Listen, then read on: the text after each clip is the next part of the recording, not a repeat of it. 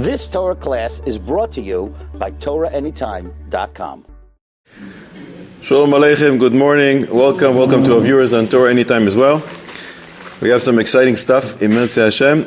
A little about Parshas Miketz, and then we'll move to Chanukah. Some halachic insights, observations, riddles, Miketz Hashem. I want to dedicate this year Atzlacha ben Zion ben Dosa, him and his family, and Refuah Shlema to Chaim Meir Dov ben Yenta Besoch Sh'ar Choylei Yisrael. We're starting with the riddle of the week. Miketz Hashem will have a few more later on. Every country has people who are in charge of different things. You have the Minister of Foreign Affairs, you have Agriculture, Defense Minister. Who was the minister in charge of kissing in Mitzrayim? You don't kiss unless you get permission from me. Ever heard of such an office? It's a new office. The kissing minister in Mitzrayim. Not everybody together. One by one. The wife of Potiphar. And your source is? I'll accept it if you have a source.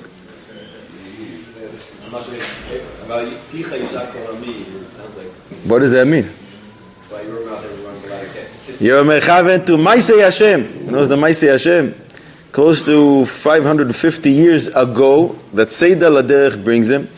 The Pasuk says, Ve'al picha yishak kol ami, we always understood that Yosef is going to be second in command. He runs the country. But the Maisei Hashem says that's the Lashon of Nishika, a language of a kiss.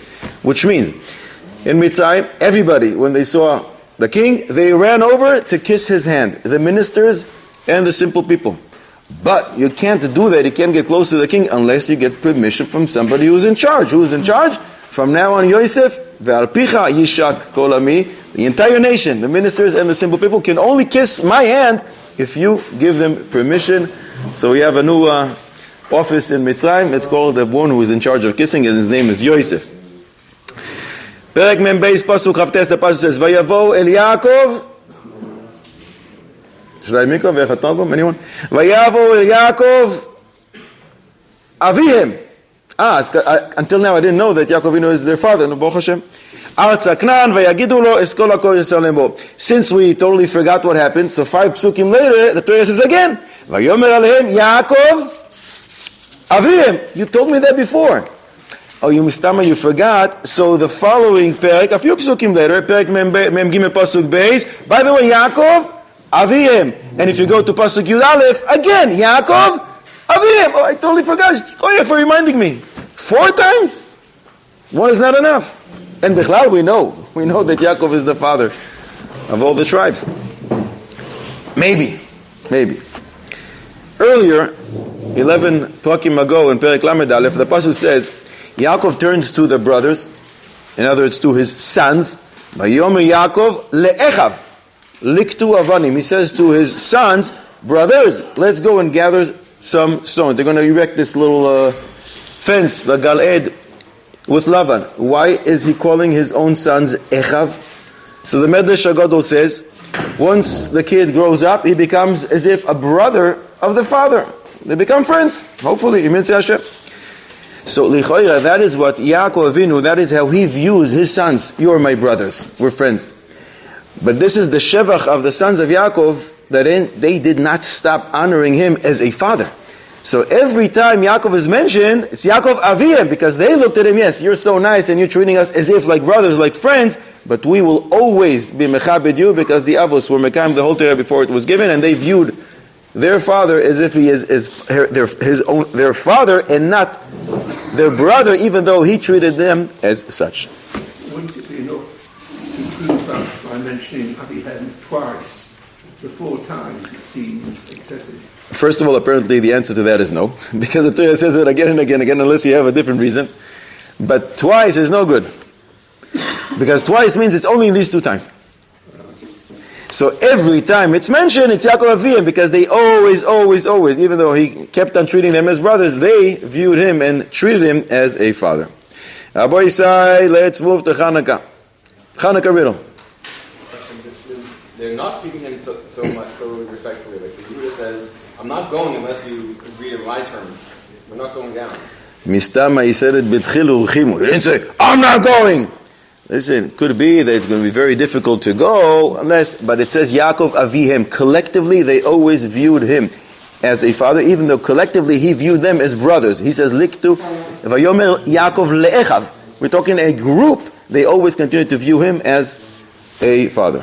The reason he refused to go, he wouldn't go, even when his father asked him to go, do we learn from that even when a parent asks you to do something, if it's a mokum sakana, then you're entitled to refuse? That's a big shout out. And I think maybe we mentioned it last year or 2 years ago.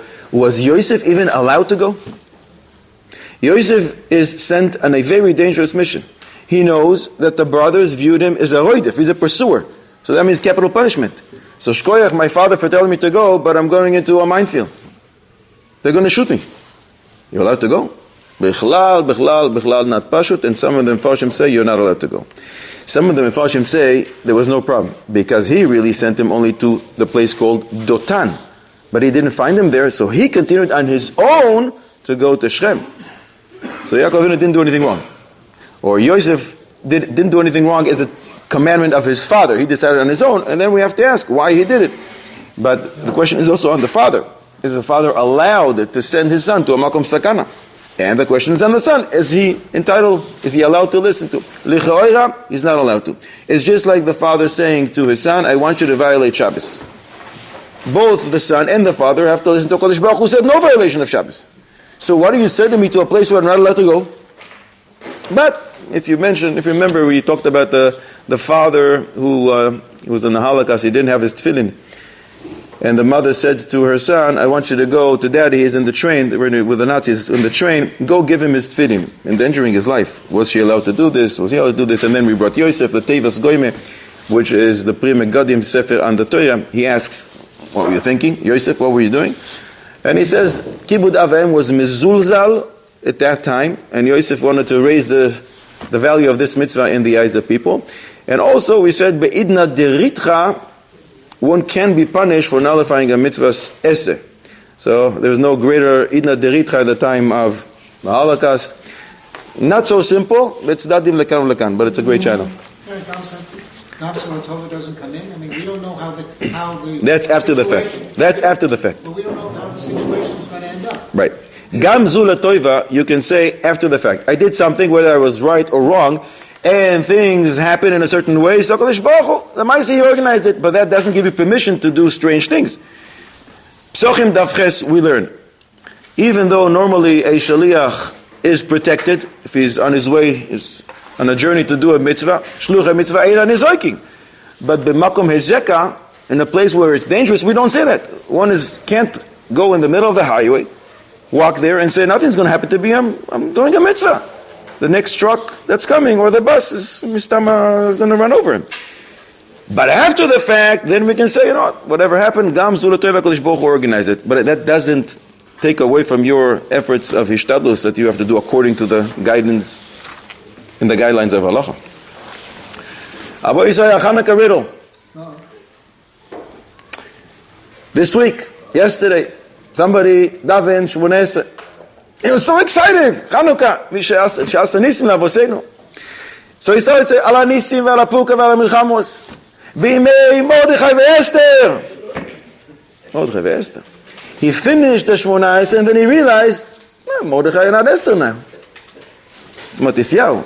But he forgot all about Matisyahu. He got confused. He got excited.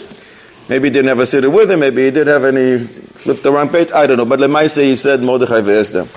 Is he yoitze? Does he have to repeat the Shema? Is it a hefsek? What do we do with this? You can view it as a halachic shara, not as a riddle. Yes, what? I say that he's yoitze. He's yoitze? Yoitze of what? Did they tell him to say Mordechai ve'Esther now in Chanukah? How can it be yoitze? There are some similarities. Look, if he missed saying altogether, we don't tell him to repeat. For our nisim, one doesn't repeat. I don't think he was yoitze because he never said what we told him to do. My real question is it a hefsek? When you start saying in the middle of Chanukah, today, Baruch Hashem HaKadosh Baruch Hu, you command me to keep the Pesach and I'm only going to eat matzahs, you're lying. And if you're lying, it's a hefsek, because today is not Pesach. Is this different when you're saying today is Purim?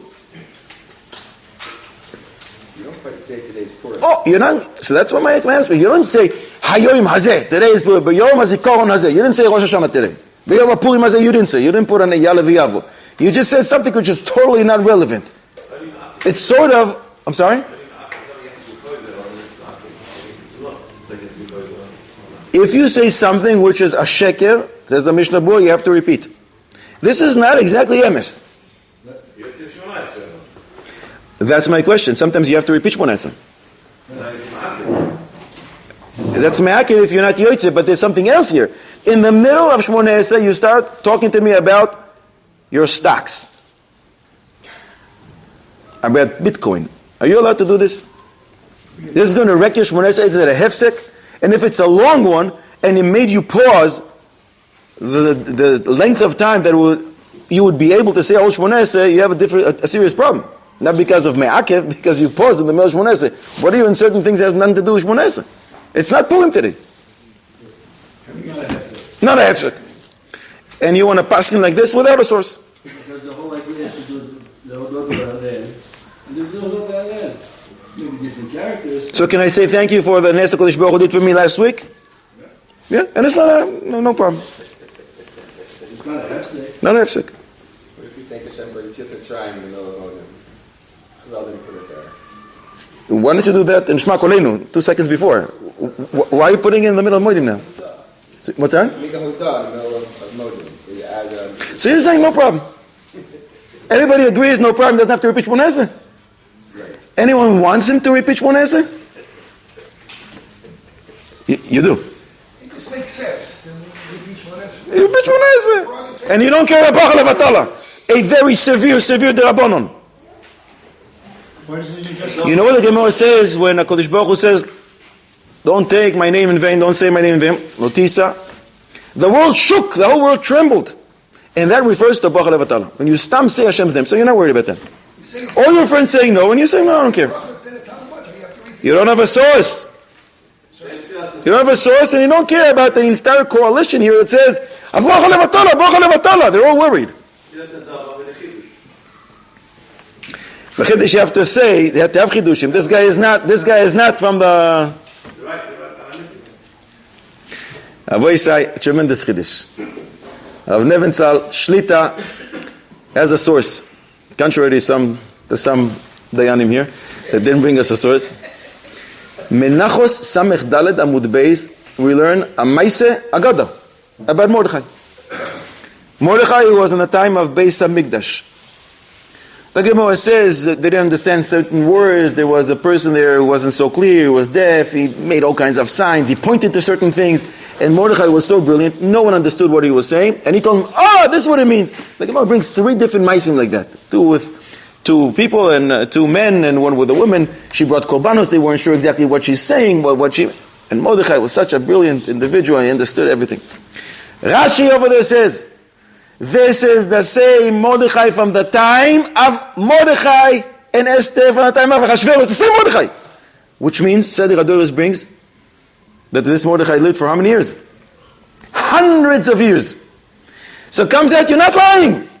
You're saying emes. When you say Alanisim, B'imei Mordechai ve'Esther b'Shushan HaBir, it's the same Mordechai. You're not lying. It's the same Mordechai that the one from Shushan Abira is the same Mordechai that these miracles happened to him in the time of Chanukah. Mimela, you're not lying. And therefore it's not a hefsek, it's very relevant. Mimela, you don't have to repeat your Shmoneh. You look sometimes at Divrei Agada in the Gemara and says, okay, very interesting, very interesting. Who cares? Mainaf kamina la'aloche. Who cares, halachically? It's very interesting, but now you have to write a separate book. Divrei Agada. In the middle of Gemara, everything Chazal tells us for halacha.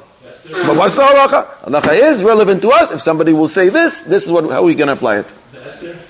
Mordechai Esther. Mordechai comes with Esther. Ishto kegufo. They're married. You do the other way around, Rabbi?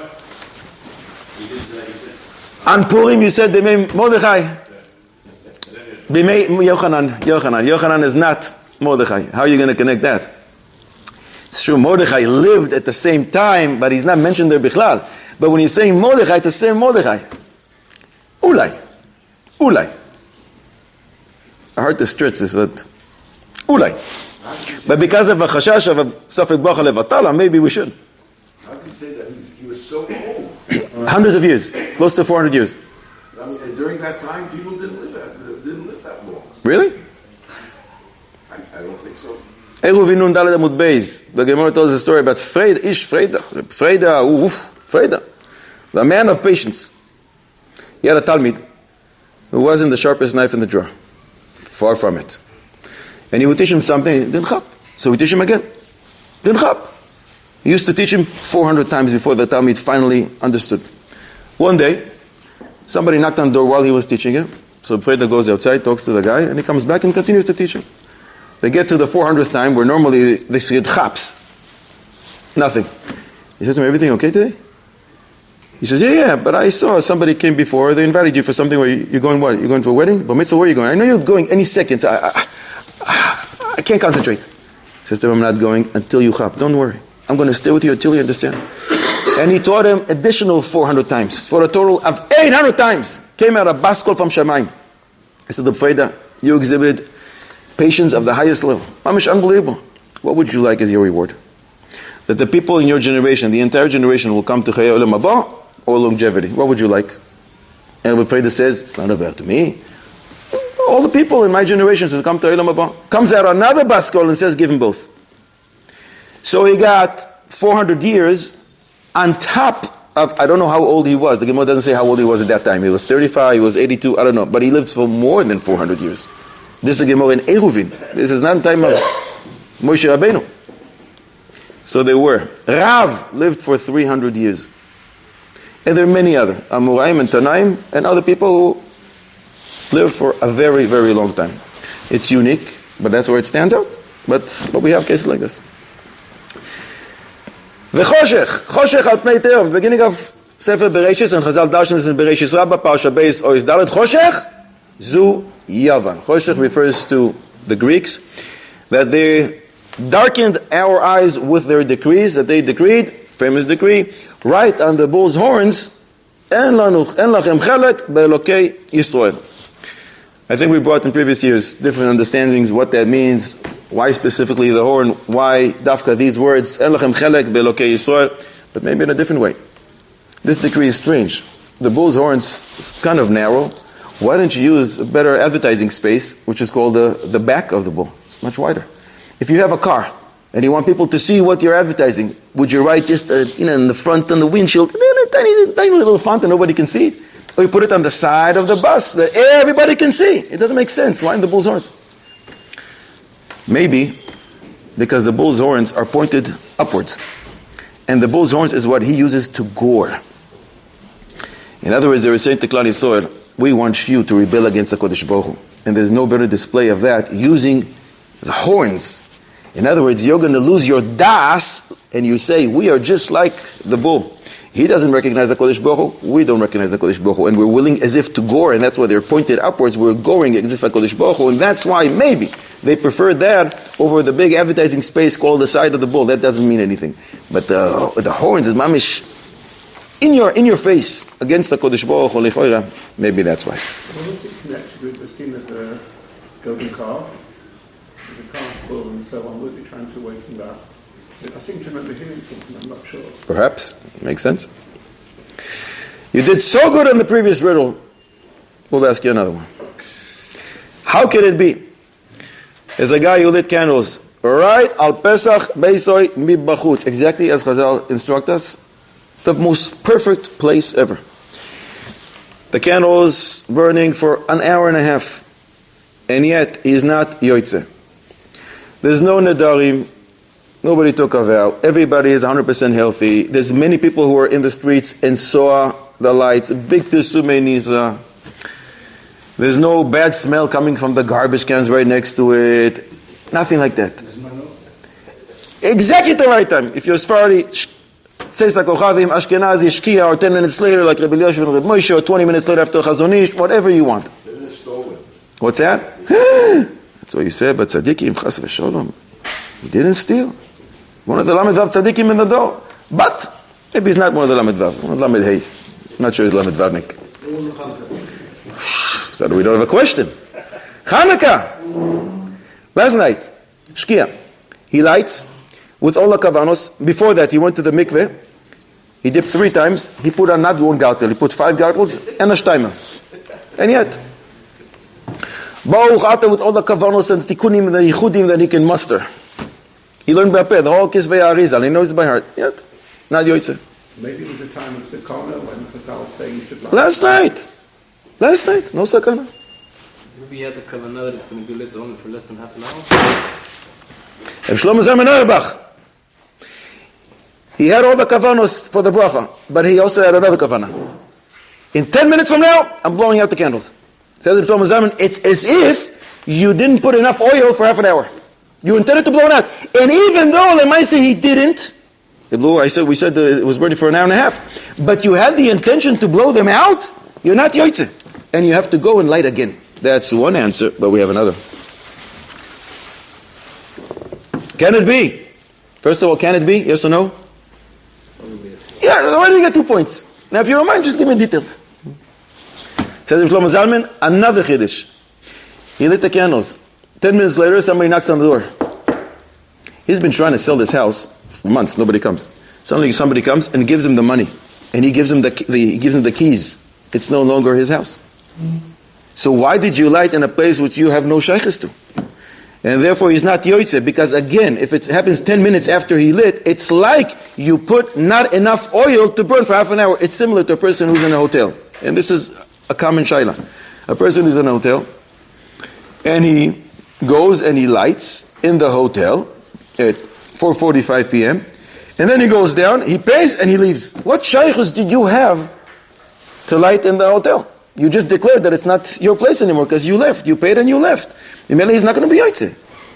So in the same way, a person who sold his house, 10 minutes later, Mamash did everything within 10 minutes. They're very, very fast. Maybe they started before the lighting, I don't know.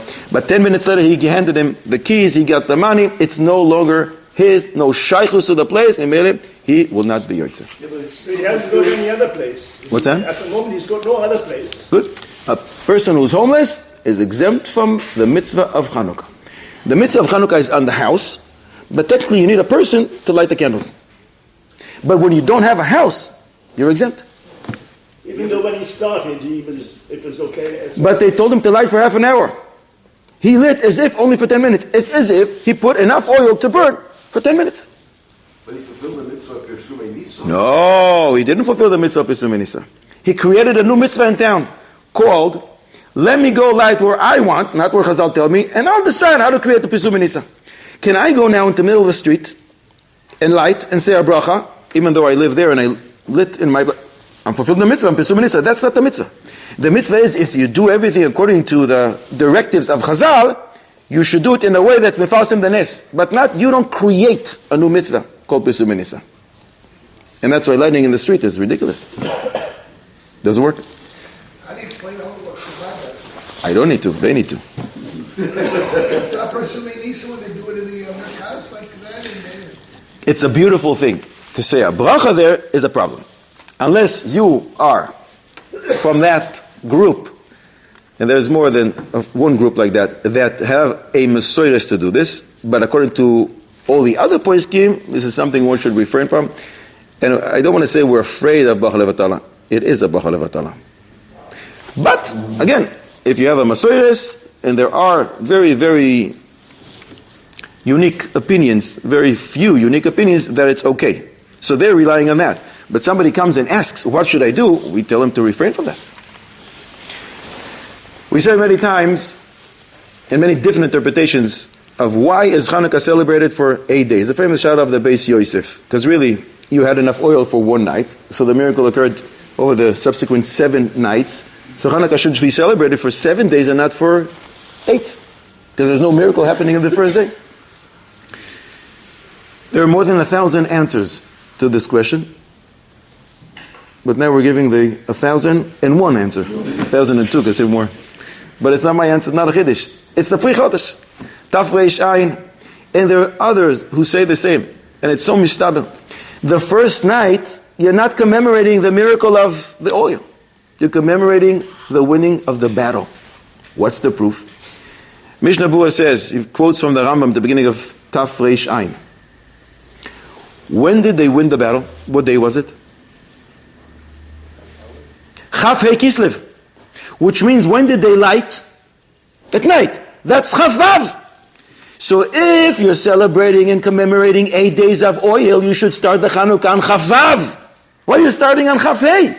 It must be that the first day you're commemorating the fact that you won. You won the war. In the 7 subsequent nights, you're commemorating the miracle of the oil.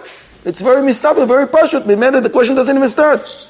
I am not celebrating 8 days of oil. I'm not celebrating 7 days of oil. And one to commemorate winning the battle. Pashut. There is a machloikes ha'achronim. What should you do tomorrow night? Motzei Shabbos. What's the right thing to do? First, you light the Hanukkah candles, or first you light Havdalah? What do you do first? The mitzvah of Havdalah, or first you do Hanukkah candles? At home you do Havdalah and the shul you light first. Across the board, finished? Yes. Done deal? Yes. Not so pashut. You're right regarding the shul. Regarding the shul, no question about it. Hanukkah comes first, then Havdalah. When you come home, lemaise, the Mishnah Bura is machriya because it's a big machloikes achronim that don't agree with the Shulchan Aruch and the Rema. The Avid kemar Avid, the Avid kemar Avid. If your minhag is to light Hanukkah candles before Havdalah, you're fine. And if your minhag is to do Havdalah before Hanukkah candles at home, you're also fine. That's the Mishnah Bura explains. Ben Ishchai says Havdalah first of all. Big machloikes. Mishnah Bura says you're allowed to listen to the Ben Ishchai. Mishnah Bura says you're also allowed to listen to the other side. You're fine whatever you do at home. That's what the Mishnah Bura says. But there's a technical problem. If you normally light, you hold that you need to do Havdalah first and then Hanukkah candles. In Eretz Yisrael, where we all light outside, you come back home from shul and you meet your Hanukkah candles. You can't continue into the house and do Havdalah because what did you just do now? And ma'avirin al mitzvahs. You saw a mitzvah and he says, I'm going to pass this mitzvah. I have something more important than you. What are you doing? That's not true. Why not? Because the candle is still there from Friday night. No, I'm talking about that. I'm talking about they prepared your household members when you went to Daven Mariv, did the right thing and prepared for you not to delay the mitzvah. As soon as you come back, you can do the mitzvah. But you planned, you need to do it. They say Baruch Hamavdil ben Kodesh. They say Baruch Hamavdil ben Kodesh lechol, and then they can prepare for you the candles. No problem. What's that? They don't wash dishes before. They're allowed to if they say Baruch Hamavdil ben Kodesh lechol, and then they're allowed to, and that's the right thing to do. In order to have the Hanukkah candles ready, as soon as you come, you can do it. But your minhag is to do Havdalah first, and now you saw the Chanukah, and you're going to pass over that mitzvah? That's a problem. What do you do? But your minhag is to do Havdalah before Hanukkah. I have a Eitzah, and that's what I do. I ask one of my family members that when I come, they see me from the window, they should come outside and they should give me the Havdalah candle. When I come back from shul, I'm holding the Havdalah candle before I meet my menorah. And this one, I'm not maving on the mitzvahs. I already have my mitzvah. I'm already on my way to do Havdalah. I'm holding onto the mitzvah called Havdalah. So I look at the menorah, I apologize, but I'm already holding it. It's not I'm passing over you as a mitzvah. I'm sorry to do that, but I have a minhag. I first light Havdalah, and therefore I'm already holding it, and it's not considered the mavir mitzvahs. That's what I'm noig. It's a new chiddush from about 3 years ago. If they don't prepare the no, because we want everything to be ready because we want to minimize the time. In fact, in Eretz Yisrael, where most people are not noiheg rabbeinu tam, and those who do it lechumra and not al pidin. For example, Rabbi Yosef held rabbeinu tam motzei Shabbos, except one Shabbos a year. Every so often, it's 2 Shabbos a year. Normally, Hanukkah is once you have one Shabbos. Sometimes you have 2 Shabbos. So when Rabbi Yosef was mekabel himself to use rabbeinu tam and motzei Shabbos, he did so al tnai. But I'm not going to do it motzei Shabbos Chanukah, because motzei Shabbos Chanukah there's a big mitzvah called Pesum Menesa Chanukah. So then he did not. Why? Because Rizin Magdim le mitzvahs. He wants to do it so bad, so he wants to do Chanukah. It's a big thing. Rizin Magdim le mitzvahs. So we want the Chanukah candles to be ready. So as soon as I finish with Havdalah, if my minhag is to do Havdalah first, or if your minhag is to do Chanukah first, you have to be ready as soon as you come. That's the right thing to do, to have it prepared, if possible. Could you also put the matches, let's say, behind the kais of Havdalah, and then so you can't do the mitzvah when you pass the... Behind the course of the... Not behind the Havdalah, behind the Chanukah candles. No. Well, no. And like that's inside the house farther away, and you have to pass the Kais Abdallah first. So you can't do the... What do you want to do? You want to do Havdalah first or Chanukah can first? Abdallah. Good, okay. So I come into the house. Where are you lighting? Outside or inside? I pass the Hanukkah candles walking into the house. Good. I can't light it yet because I don't have any matches. So stay there and ask for somebody to bring it to you. You have a problem.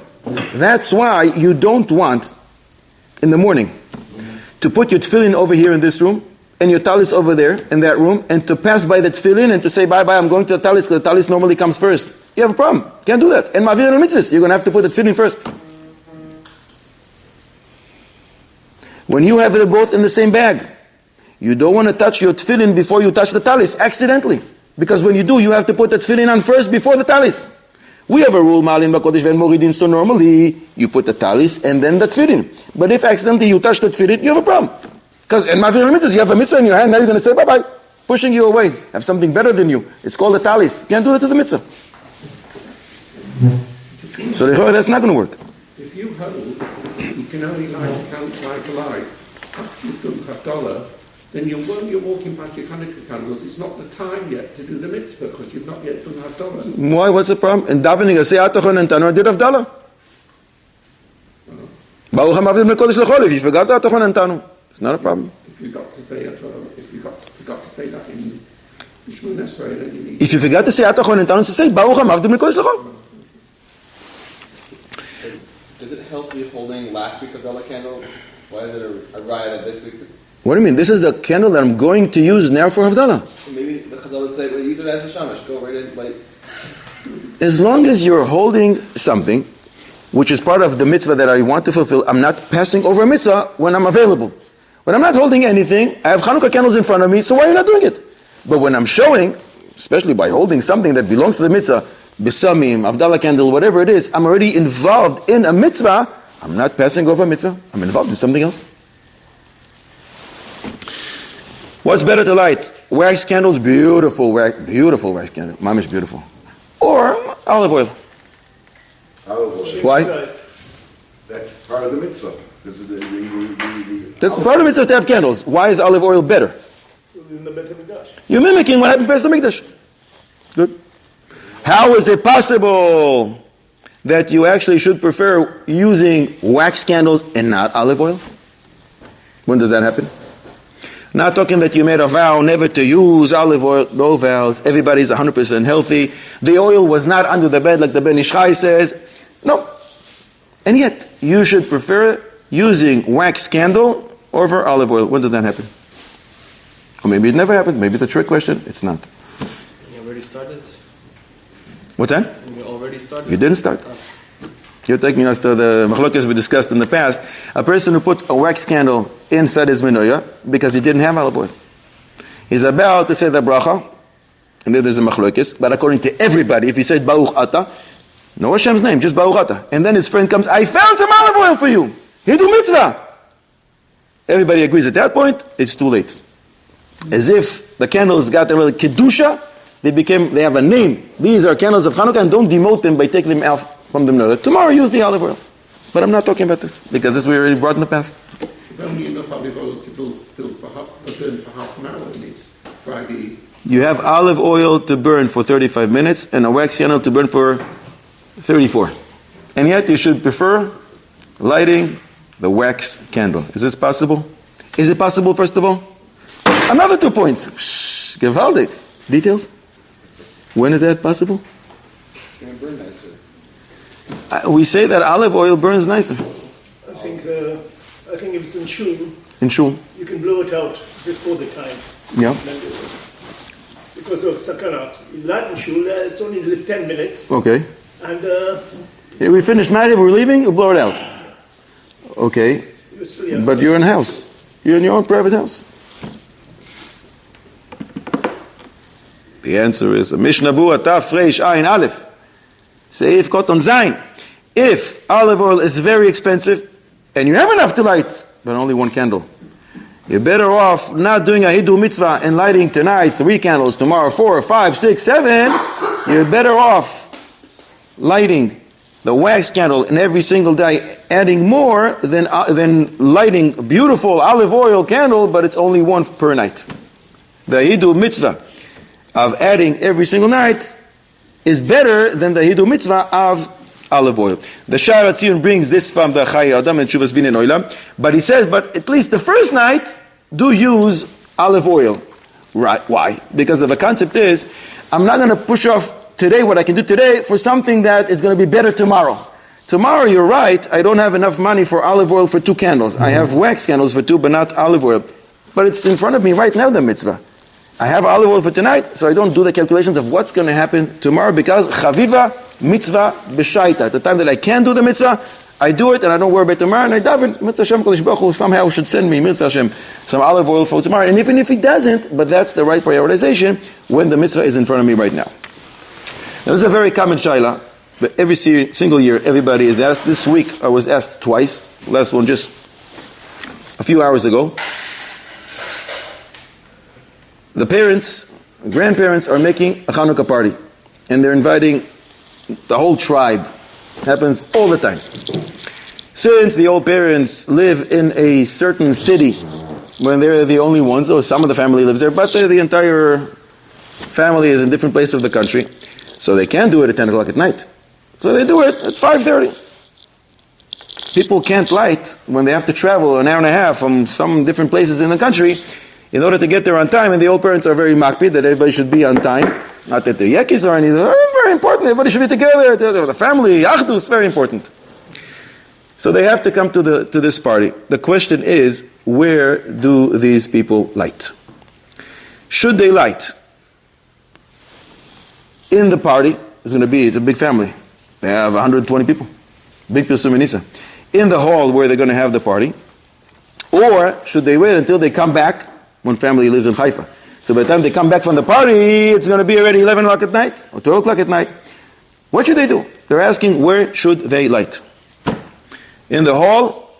And by the way, if you tell me, no, it's better to light at 11, 12 o'clock, can they even eat in the party? Because before you light Hanukkah candles, you have a problem. You can't eat.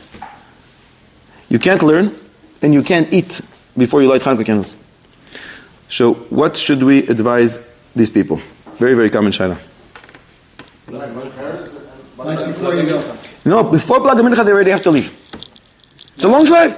Rush hour. Like before you go. You can't. Why? Because the earliest time you can light is Plag, and they have to leave before that to make it on time to the party. It's not shaykh. Get a shaliach to light. Lighting in the hall is not an option. We alluded to that before. It's not an option. It's a bachal levatala. Chazal instituted for you to light in your house. Your hall, I think, is not your house. You can't light there. Again, those who have the minhag, I'm not going to argue with them. They have what to rely on, but it's something that we should stay away from. If you don't have that minhag, stay away. It's a bachal levatala. So that's not an option. To light late is a very b'diavad situation. What you need to do, which is very upsetting to many people, is to send a shaliach. Call a shaliach and say, please light for me. But that's also not glat. Shlucho shel adam kemoiso. When you have a shaliach who does something for you, it's as if you did it. But the Bach has a problem with the shaliach, and the Bach says the shaliach can light for you, but he can't say a bracha. Unique opinion, the Bach. But in order to satisfy all opinions, even the Bach, what one should do is say to a shaliach, ask your neighbor, your next door neighbor, to light it for you. And say, before you light your candles, have me in mind when you say the bracha. Say the bracha, light your own Chanukiah, and run over to my house and light there. This way you cover all bases. But that's still not glat. Because the Mishnah Berurah has a problem. If you did use a shaliach, can you say later on when you see the candles, can you say, she'asa nisim? Le'adlik ner shel Chanukah, the shaliach took care of you. Great. But can you say Birkas Hareiyah she'asa nisim lavasem? The Mishnah Berurah says in the Safed brachos. There's a big machlokes about that. Safed brachos lakel, don't say it. So it's not glat. And therefore, the right thing to do is have the old parents call their rabbi, and the rabbi will tell them what you're doing is wrong. You're making the ikar tafel. The ikar is to publicize the nes in the right way Chazal instituted for us. And the tafel, surprisingly, contrary to popular belief, is not the donuts. It's a chiddush, I know, it's a chiddush. and you're making the tafel, the donuts and the dreidels and whatever you're going to have there, the ikar. And the light of the candle is also very nice. That's not the way it works. Sometimes it's not shaykh, and the old parents don't want to listen. Or they do listen, but they don't internalize. And sometimes it's not possible. So then the right thing to do is to use a shaliach. And possibly the best thing to do is to say the shaliach, light yours, and then run to light mine. That's the best way, if possible. Why couldn't they give the grandparents, they're going to the party, give the grandparents a penny, It's in a hall, the grandparents also can't light there. It's not their house. And even if it's in their house, it's not going to work. The Mishnah Berurah says, if you're hosted for someone, you go to a restaurant, can you give the restaurant owner a few dollars, and I'm mishtatef here? If you live there, you have to go back. It's not shaykhus to me. I don't live here. I don't live in their house. I live in my house. I have to light in my house. So you have to go back. By the time I get back, it's going to be so late. You use a shaliach. So many people that are nichshel on that because they want to go to their kids. They were nichshel until now. Now you're going to publicize what we said. They're not going to be nichshel anymore. Is it dangerous for somebody to light candles in somebody else's house when nobody's watching it? It's a sakana? We light outside, not inside the house. Who lights inside? Not a problem. Use it. Put a box. Do both. If you're lighting outside, it's not a problem, right? He's using a box. If he's lighting inside, make sure you take the same box from the person outside. In the States where they in the house, you just can't leave a fire by itself. Good. So ask your shaliach and pay him to stay with the candles for half an hour and to blow them out after. He has to be in the house for the half hour. No, he has his wife doing that. Why not? He has his wife doing that, his kids doing that. Well, but if you're afraid of that and you don't have a box to make it safe, appoint a shomer. Get somebody else, another kid to watch it. Pay a few dollars. You're right, a lot of details. It's nothing is glad. And therefore, the old parents are doing something wrong. Make it a little later, or make it earlier in the day. What's wrong with, like you say, giving a nickel or something? Like you give back. Because you have no shaykhus to that place. First of all, if it's in a hall, it doesn't work because no one can light there. If it's in a hall, because that's where they invited 120 people, they don't have room in their house, it's not shaykh to anyone. In the parents' house, you don't have shaykhus there. You don't live there. You're a guest for a few hours. Can I give a nickel to the restaurant owner because I decided to eat there? What shaykhus do I have here? I don't live here. When you're mishtatef bepruta, shulchan aruch? When you're a guest, when you're staying over. Not when you come to visit for 2 hours. You have no shaykhus to this house. First of all, we do. You can participate if you want with the host. You can. Shulchan Aruch says it works. But lemaaseh, we do light our own. But you don't need to. We mishtatek. But that's when you have shaykhus to the place. When you're staying there. But here you're not staying. You're coming to eat for 2 hours, 3 hours. You're going to play some dreidels, eat donuts, and think you're to the mitzvah. If you're not lighting outside, for instance, you light in your window where people from far can see, you can also see it. Can you also yatsa with that, surely? Where? Whom? To what are you applying this? It's in your own house. Yeah. But let's say you live on the 4th floor, right? So you light a candle in the window, people from outside can see it, and you can also see it. Okay. So is that a problem? You're not saying this in relevance to what we said before. You're saying a new shayla. Is that correct? And the other thing is... Is that correct? It's a new shayla? Okay. Correct. You have what to rely on. Once we have the permission to light inside, so it even works on your table in the middle of your living room. So much more so it works in the window. But not necessarily. That's all we want to light outside. So if it's in your father's house, not a hall, your father's house, he calls his son or whatever, right? Are they not yotzei with his lighting? No. They have to light in their house. They have no shaykhus to this house because they're not staying here. They came for 2 hours to eat and to drink. And then they go back to the house. They have to light in their house. No shaykhus to the father's house. They don't live there. So if the son's in the army and the father lights at home, and the father lights in his own house, the son is in the army, is yotzei with his lighting according to the Sifrim. But this is a son who lives by his father. Yeah. But we're talking about people who are married. His kids are all married. They live in different cities. What shaykhus do they have when they visit for 2 hours the father? No shaykhus? Boy, say, listen to an interesting ma'aseh. It's going to apply.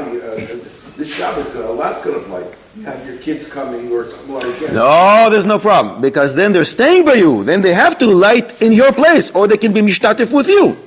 The problem is in a weekday, when they go back home, they have no sheikhus to the father's house. Do they have to give you a puta? But they can also light, and the minhag is that they light. If they want, they can be mishtatif. Since we talked about mishtatif and achsenai and the puta, Yeshulchan Aruch Orach Chaim Tafresh Ayin Zayin Seif Aleph, we learned this din. You're a guest and you're staying with someone, you can give him a puta and you're mishtatif. Reuven stayed with Shimon. So Reuven did what the Shulchan Aruch says, and he gave him a few dollars. I want to be mishtatif with you. Can you say the brachos, please, and have me in mind, and be moitzi me, and I'll be your shutaf?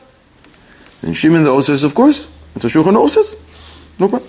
He gave him a few dollars. Shimon puts the same gartel from before, the 5 gartels. He went to the mikveh. Brachos with all the kavanos and tikunim and yichudim, al pi kavanos ha'arizal.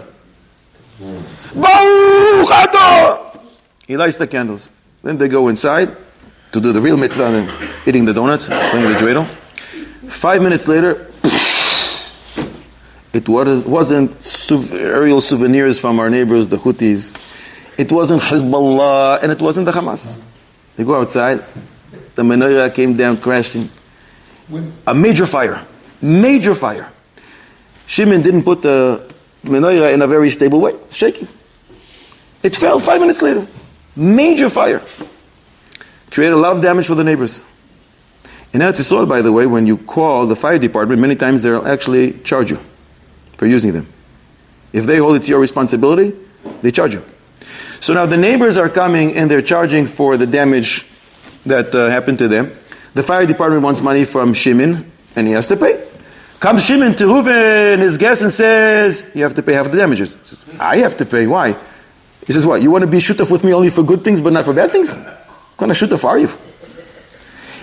It's the all or none principle. You can participate with me and be my partner only for what you like. You have to pay. I don't know, maybe we'll give you how much did you pay? The oil was 10 shekels, and you pay 3 shekels, so maybe 30% of the damages. But you're not getting out of this. He says, Ma pitom, I want to be a shooter for good things, not for bad things. It's your responsibility. You were negligent. You saw it was shaky. Why are you lying in a way like this? He says, but you were right there with me. You can't be half partner. If you're a partner with me, and you want me to be moitzi you, shlucho shel adam kemoiso, it's as if you lit. If you lit, you have to pay 50% of the damages, just like I do. Shimon HaRabbi said, Dayani Mumchim. Who's right? I don't think, maybe it's like the din, if you light the menorah in a place where you know, where it's not likely the wind is going to blow it out, not the oak, say. So he lit the menorah in a way where it was not stable. Good. So he wasn't the oak, say, and the one that contributed also was not the oak, say. Good. Who has to pay for the damages? So Manatari Shaila. He has to pay for the damages, the one that lit the menorah, but not the one that contributed. But what kind of a partner are you? You're only partner for good things? When you feel like it, you're my partner, and when you don't, you don't? No, isn't it the all or none principle? He wanted him to see him with the lighting of the menorah, with the brachas. But he lit the menorah in a way where you were not yoked, say, by that. So he didn't do anything. But you're standing there right next to me. You're my partner. Shlucho shel adam kemoiso. We're one. But not if you don't. Now you're splitting? Not if you don't. So you don't really want me to be your partner, so how can I be moitzi? No, he was a partner to doing the mitzvah, but not for doing it in a way. In other words, you're saying, I want to be a partner only for good things. When things go bad, I don't know you. What's wrong with that? I'm asking. You have no problem with that. One guy's a mazik, one guy was a mazik is doing the mitzvah, one guy's doing the mitzvah. Which night of Chanukah was it? I think it was the 4th, and if it's the 7th?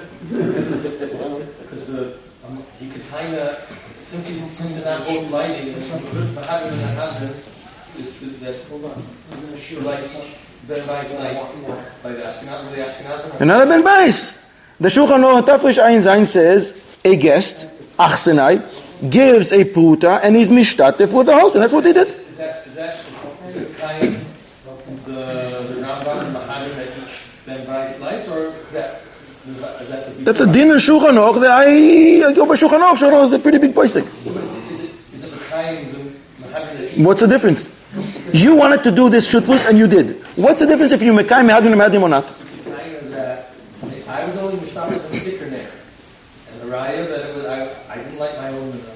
So do you want to assess which candle started the fire?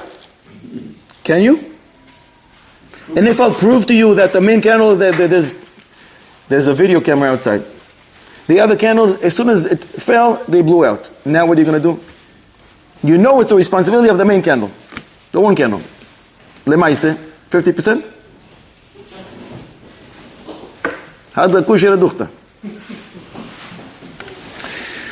Shimon, or who's the guest? The guest is Reuven. Reuven is patu from everything. Why? Why did the Chanukah fall? Not because there was a common wind. Not because it was a wind from windland, a very uncommon wind. Because if it would, so then even the host is part of everything. The reason it fell is because it was very unstable, and you saw that it's unstable, and yet you decided to light it. The guest says to the host, "L'tikune shedartich v'lo le'avusei." I sent you to fix things, not to wreck things. I'm making you a shaliach. Be moitzi me in the bracha, but be my shaliach only for good things. That's exactly the definition of what I'm doing with my money. I'm making you a shaliach and sort of my partner, but only for good things. L'tikune shedartich. I sent you to fix things, v'lo le'avusei, and not to destroy things.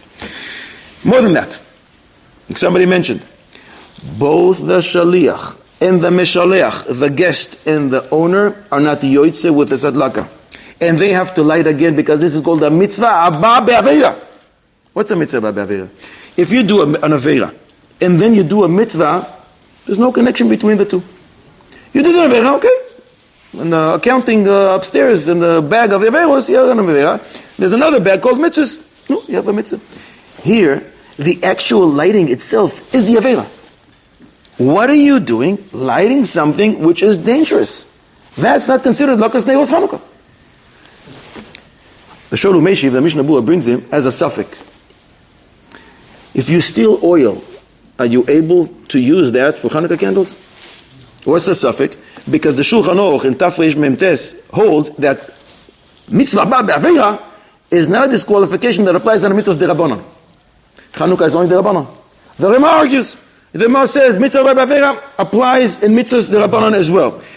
But here, the hadlaka itself is a sin. It's not that you're doing a mitzvah and an avera, two separate things, or separate things combined. There is no mitzvah here. You're lighting a fire called a mazik. It's not called mitzvah sneh Chanukah. It's called a mazik. If somehow this Chanukah did not fall, he did fulfill his mitzvah. Because he has good fortune, for whatever reason, mazalo garam, and he was mefarsem v'nes. But if it fell, we'll look and analyze what he did, and what he did is called lighting a mazik, a damaging agent. It's not considered mitzvah Chanukah. There's mitzvahs that the whole purpose is the result. For example, there's a kid who was 9 days old, 10 days old, he was sick, we weren't able to do a bris milah. Now, Baruch Hashem, he's fine. Can we do it on Shabbos? No. We wait till Sunday. But if somebody did go ahead on Shabbos and give a bris milah, the Maaseh works. Because the whole Indian here is the result. You have, a person has a son who's a mamzer. Is he mekayim the mitzvah pur revu? Yes. Because we need a son and a daughter. The whole Indian of the mitzvah is totzah. But here there is no totzah. If it crashes down after 5 minutes, 10 minutes, within that first half hour, there is no totzah, there is no result. So what you did is called lighting a mazik, not lighting a Chanukah. More than that, the bracha you made, a bracha in vain. The bracha in Shechianu, interesting, not sure. Could be that the Shechianu goes on the day, not on the mitzvah itself of lighting, but they instituted for us to say the bracha of Shechianu at the time that you light. So it could be that it's not a bracha levatala. But more than that, the guest can actually come to the host and say, by the way, I want my money back. Not only will I not give you money, you have to give me back my money. You know when I gave you money? To be my shaliach to do a mitzvah. Not to take my money and to cause damage to others. I want my money back. What's the raya to all this? One who gives a shalheves, he gives a flame to a person who's a bar das, a person who's intelligent and understands. Does it work or not? Rav Huna says. If Chazal says something, it works. But you see, the Maaseh. I'm sorry? Kavana. Haragil baner in parenthesis with kavana. If they like the kavanas, but they are. You know those kavanos? How come they didn't tell us? They don't want our kids to be Talmid Chachamim? Which is, we are a segula. Says the Chaim Kanievsky. Hilchos Talmud Torah and the Rambam, Perek Gimel, Halacha Yud Gimel. The Rambam says, Af al pi shemitzvah lilmod Torah b'yom u'v'layla, even though it's a great mitzvah to learn Torah in day and the night, however, one acquires most of his wisdom from the Torah he learns at night. By the way, it makes a lot of sense. I don't know what the Rambam meant that, but today it makes a lot of sense. Nobody's calling you at 2 o'clock in the morning. There's no emails, there's no calls. No, nobody's bothering you. You can sit and you can concentrate, and even some of your household members are probably already sleeping, and you can actually concentrate on your learning. In the daytime, it's a little more difficult. The Rambam says, you acquire most of your wisdom at night, and therefore don't waste any of your nights. That's the language of the Rambam. Don't waste any of your nights on eating, and drinking, and sleeping. Waste of time. Sit and learn. Mimele, back then, there was no electricity. How did they used to learn at night? To the light of the candle. That's what it means. Haragil baner, one who always does this, every single night he sits with a candle and learns, his sons will be Talmid Chacham because that's what they see at home. They see their father sitting and learning and learning and learning to the light of the candle. Mimele, they will follow suit and they will be Talmid Chacham because that's the only thing they're familiar with. But maybe in a different way. What is a candle? Candle is fire. What is fire? Provides energy, provides warmth, it provides light. When you're educating your kids, that's the way to go. That's what Rav Huna is teaching you. Light, warmth, energy, excitement. Not with sticks and stones. Do this! I do this! Why do you do this? That's not the way to educate. Says Rav Huna, you want to educate and you want your kids to be Talmid Chachamim. Do it with tremendous compassion, with love, with simcha, with energy, with light, with the warmth of the candle. And then your kids will be Talmid Chacham because they want to just want to hang with you. They want to hang out with you. Spend time with you. They're going to want to listen to you because it's fun to be with daddy. They're going to want to follow what you do because you seem to be always energetic. The energy, the fire of the candle, the warmth, the love, the light. That's how we mechanech. And then, in Miketz Hashem, we will have Talmid Chachamim b'sons. There's an unbelievable chiddush that if you don't mind, give the people here. Mamesh Pileploin. Chavos Yair, about 350 years ago, brings in the name of the Rema that there's a new stanza, not so new, it's at least 500 years old, that people sing. I know some individuals who sing it, some Hasidim sing it, and others, but I don't think it's so familiar. And it's so relevant to us today. And therefore, if you don't mind, let's all join together. We'll use it in the same tune of Maoz 2. It's the last stanza of the Maoz 2. He says the name of the Rema. I know it's a Sephardi shul, but I don't think they'll be upset at us from above if we listen to the Rema on this one. You see the last paragraph there? In the name of the Rema, I found Chavos Yair, 350 years ago. Let's do it together. מעולם הישא אישי כבוידי ומרים ראשי שמע נא כל שבי מלכי אלוקי קדושי הבכתי יופשי גם בגלוס הרביעי. Now with all the kavanos, listen to the words.